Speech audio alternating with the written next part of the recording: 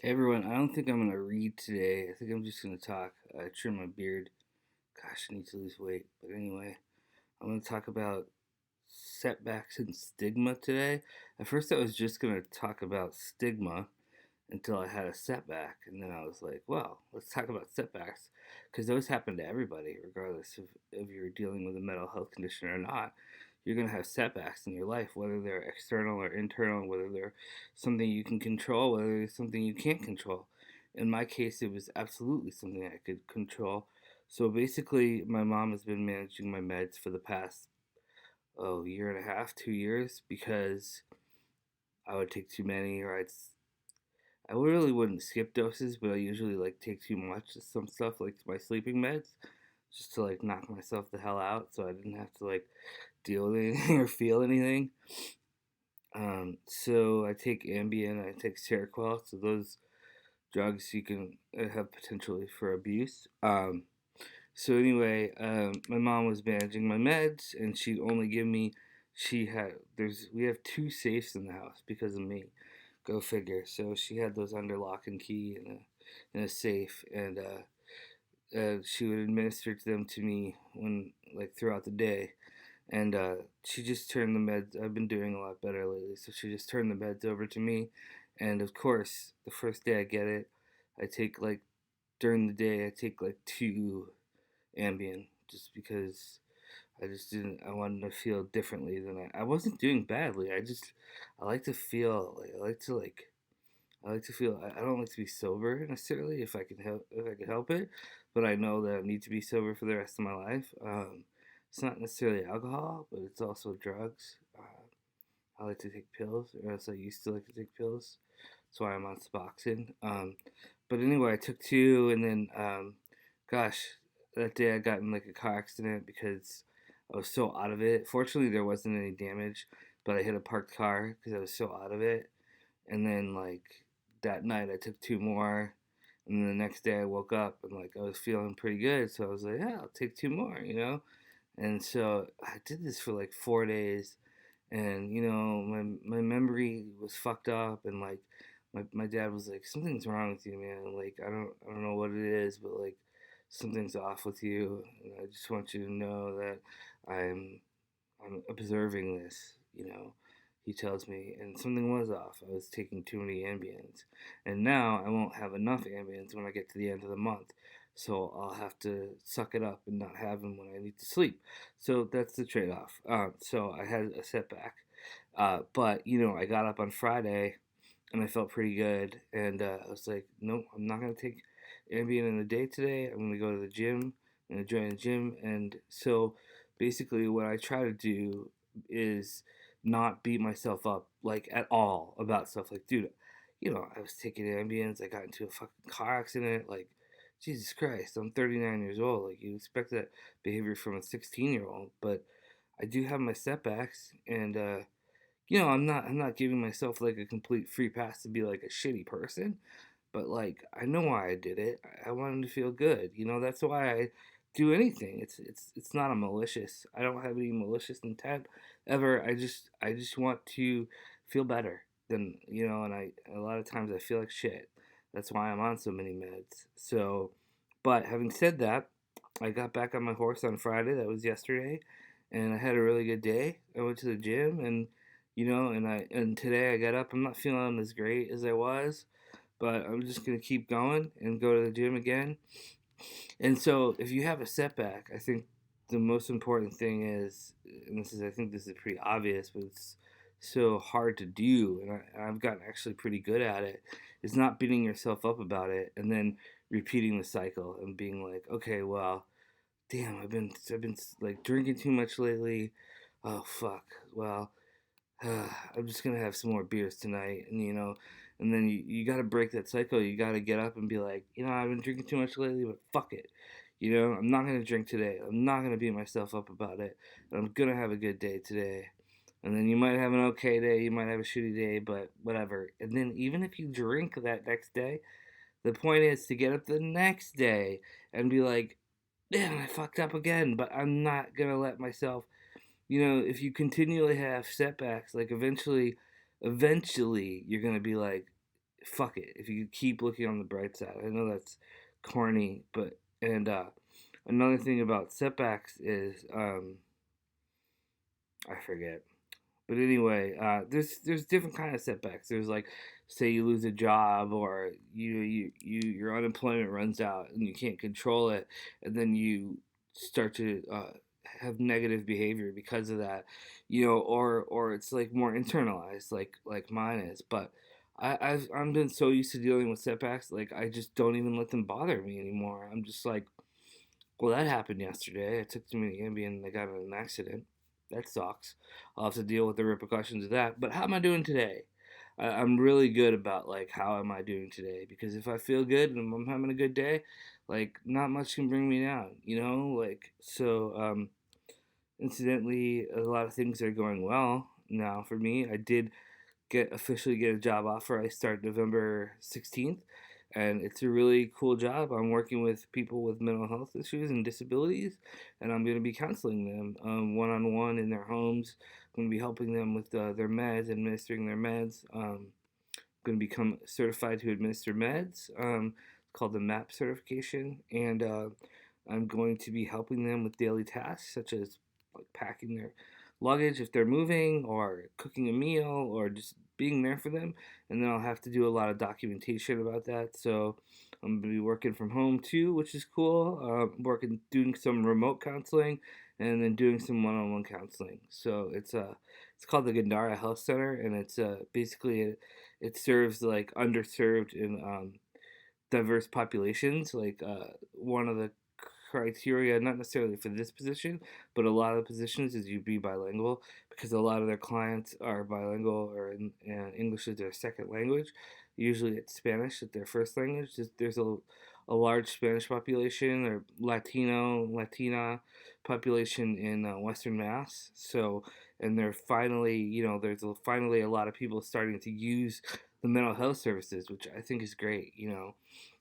So Gandar is a place for people with mental health conditions that are part of the Latin community to reach out and get services. So I'm gonna be part of that team. Me llamo Mike. You know, yo hablo un poquito español. Actually, I speak very good Spanish for a white guy. If you know me, you know that. But anyway, and then I want to talk about stigma. So that was the original thing, but it got like to be two S's. So, and that was topical. Like the setbacks thing was topical, but the stigma thing was topical too, because sometimes I reach out to friends and they don't necessarily get back to me, and it might be because they have kids, and it might be because they're really busy with work. But sometimes, and it might be in my head, I feel like people keep an arm's length with me.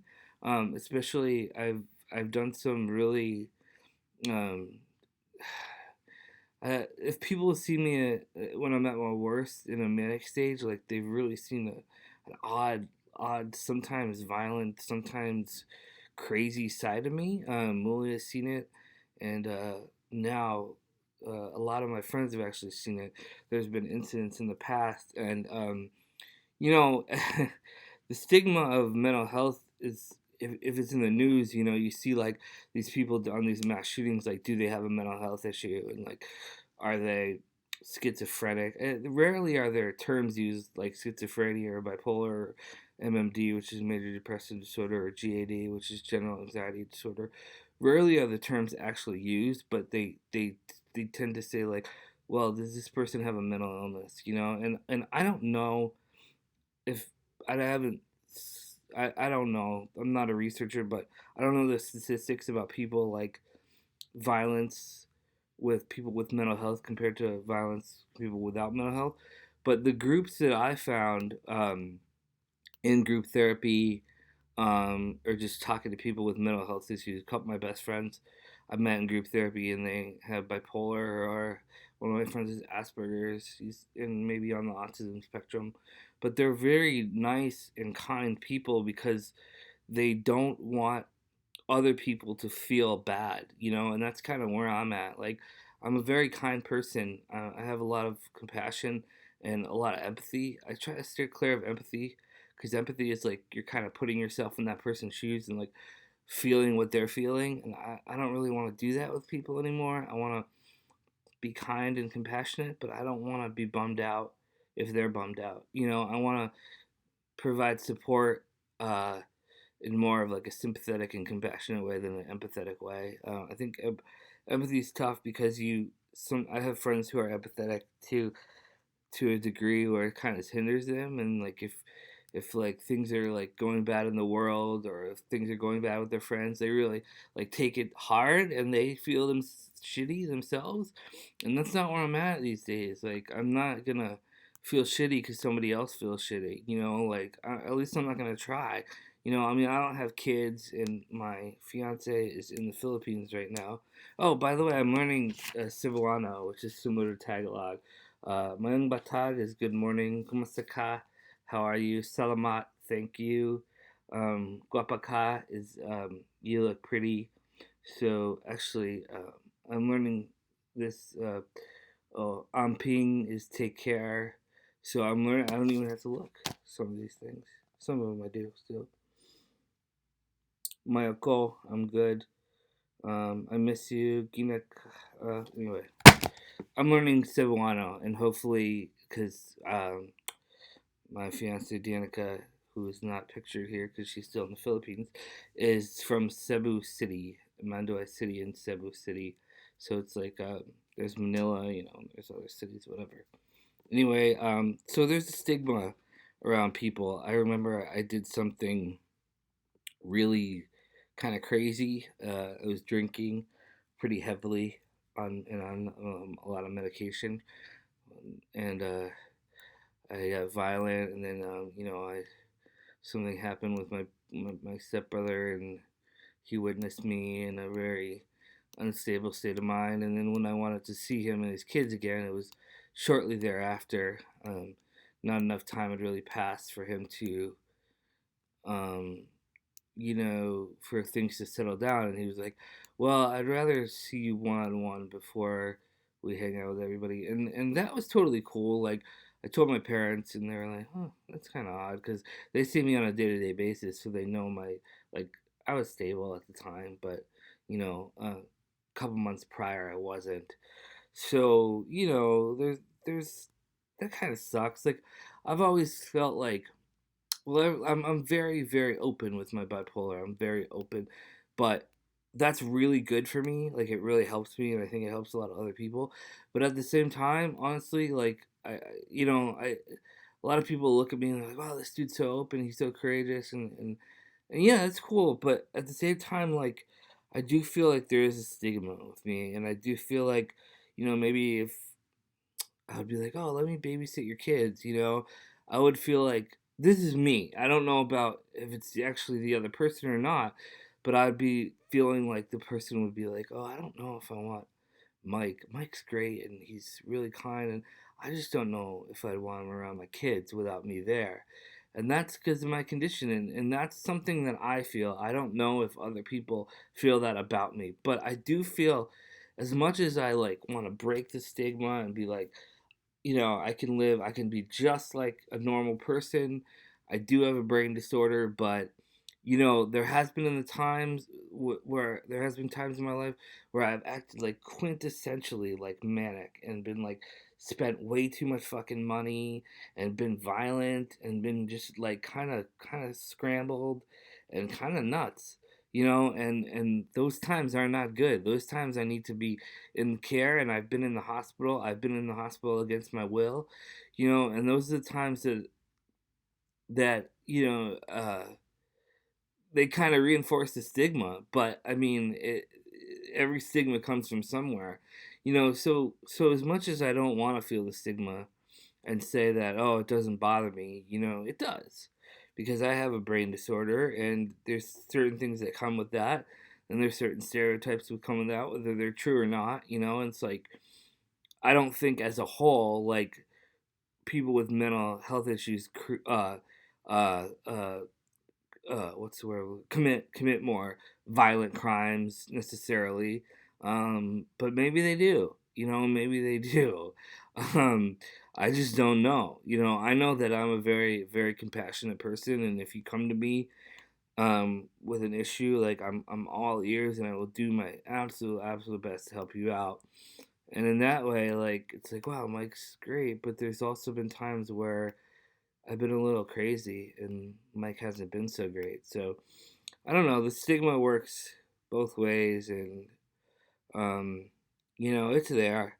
It's always there, and people with mental health issues want to end the stigma as much as possible, but they don't want to. Nobody wants to feel like they're prejudiced against and not judged by their actions and judged by a preconceived notion. Nobody wants that. Like, that's why racism is such a terrible, terrible thing, because it's like if you're a black, especially a black man, young black male in this country, like especially with police, they're gonna look at you and be like, "This person's dangerous."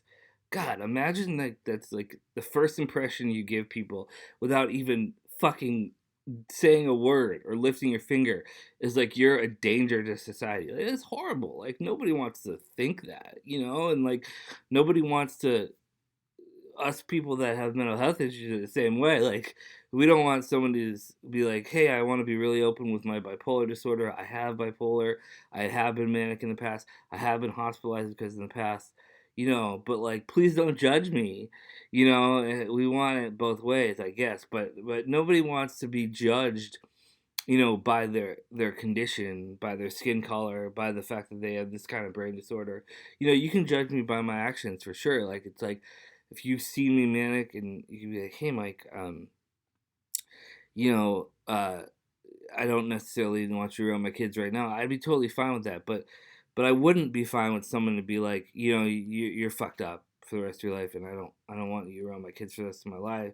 I'm not down with that because that's not who I am. I'm not a dangerous person in general. So anyway, that's my stigma setback stick. I hope this video finds you well, and I hope it helps. And you can subscribe to my channel, comment on my Facebook. We can chat. I'm always down for a chat. I did get a new job, which I start in like about 9 days time, so I'll be a little bit busier. But I'm always down to help with mental health because I Malcolm Gladwell says you need 10,000 hours to be an expert in something, and I think I've lived 10,000 hours in a person with a bipolar brain, so I'm I'm an expert about it. All right, peace and love, y'all. Adios. No reading today. This was long enough. I'll read next time. All right, bye.